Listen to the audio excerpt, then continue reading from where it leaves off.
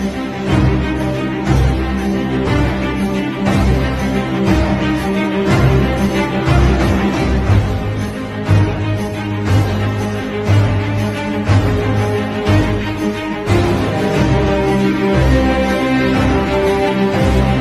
am Maharlika.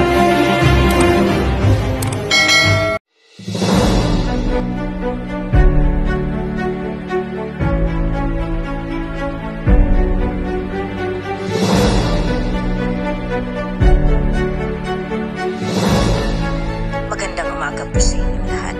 Salamat at nakakaintindi kayo. Kasi ipapasok sa system. Di ba nagsabi ako na resolution of the global financial system?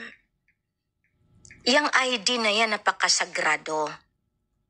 Pinagawa ko yan, hindi ko sinabi na basta lang gawin ng ganyan. Inapprove ko, pero binabalik ko na ayusin, pati ang QR. Ngayon, kunti lang ang napunta sa akin. Ang hinihingi ko lang naman kay Richard Pilota at sa ibang kasama, ibigay ang listahan para sana gagawaan ko ng paraan. Sana makahanap ako ng funder na tutulong. Sana maawa ang mga taong humangharang sa grasya para magawa ko na ang aking programa. Iyan ang aking hinimok. Subalit listahan ng hiningi ko sa kanila. Doon sila nagputok ng butse. Kayo, kung kayo ang reyna, pumunta yung ibang reyna doon sa Taguig, doon sa ginawa ko na RAF, Coordinating Council, at pinagbabaklas at pinagtatawanan. Maging masaya ba kayo? Matutuwa ba kayo? Si Queen, okay lang. Pero may batas. Ngayon, inaayos ko yan. Kumo wala pang nare-release magpahanggang ngayon dahil nga sa ginawa ng gobyerno. Natural lang yun. Kasi nagpipresenta silang reyna. Pero pagdating sa bangko, ano nangyari sa kanila?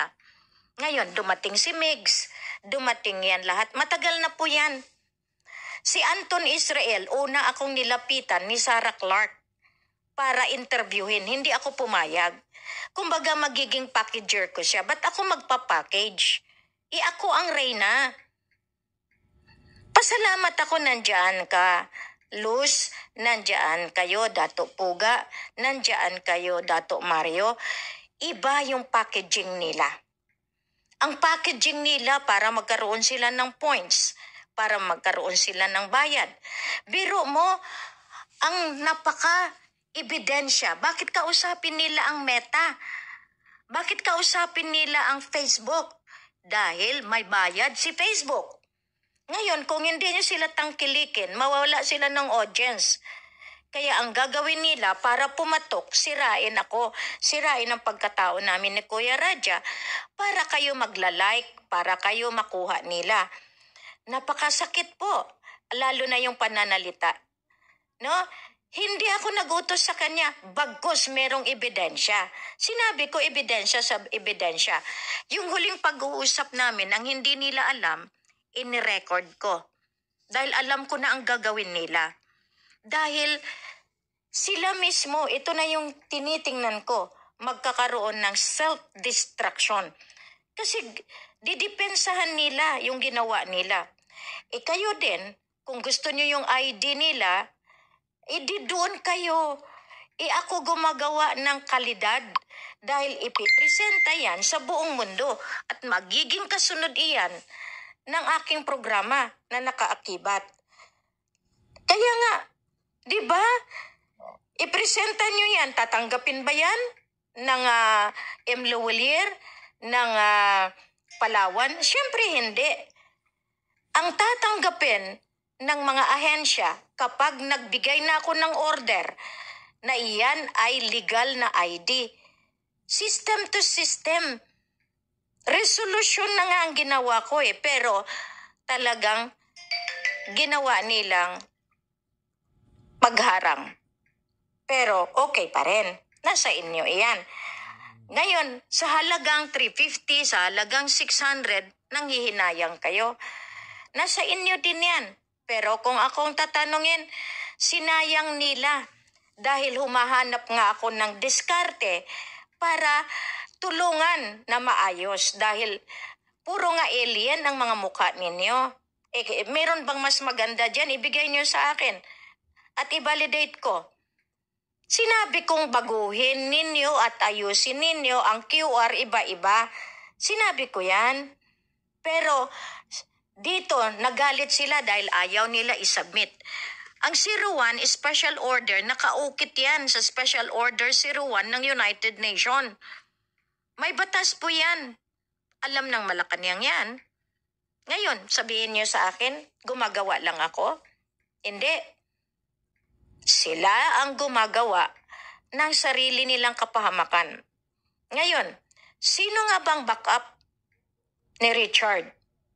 Yun ang tatanungin ko sa inyo. Kung may alam kayo, edi bahala kayo. Pero ako, alam ko ang backup ko. Allah. Ngayon, sinumpa ako ng Allah? Isusumpa ako ng Allah nang dahil sa kanyang dasal. Sino kaya ang masumpa? Diyan natin makita. Ngayon, nagsasabi siya na hindi ako totoo at hinayaan pa ang asawa. Nabastusin ako, yung madre. Sagrado po ang pagkamadre ko. Yan ang hindi nila alam.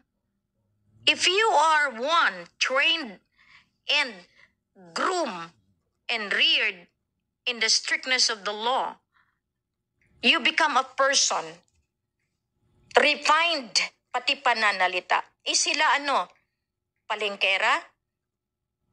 Yan ang pagkakaiba. Ngayon, tingnan nyo mabuti.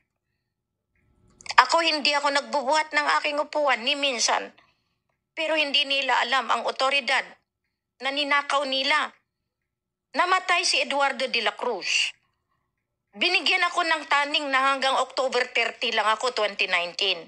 Sino sila? Sino sila? Dahil kasabwat si Maria Busoy.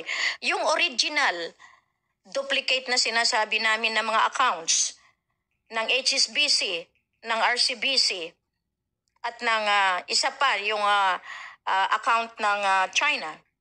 Kinuha po ni Eduardo, dinala sa Jansan. Iyan ang nilalako ni Jane Cathedral. Iyan ngayon, ni kay Pavilion. Nagsama-sama nga sila eh. Sino si Haji Rul?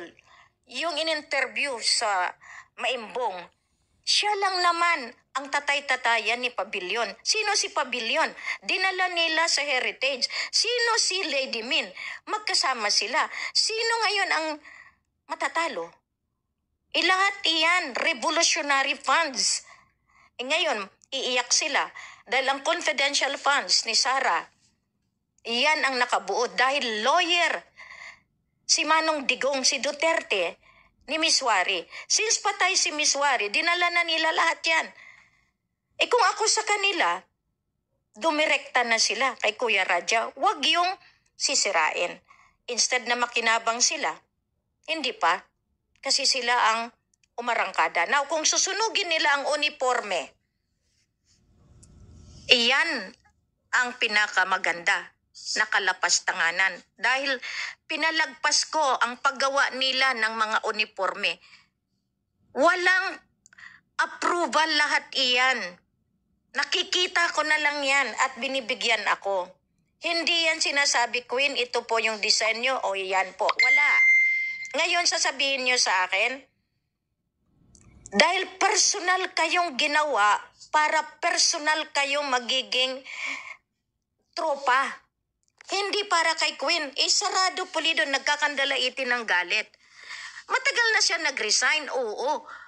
Pero ang hindi niya alam, hinihimok niya yung mga tao. Kunyari, mag-resign siya para kaawaan ko.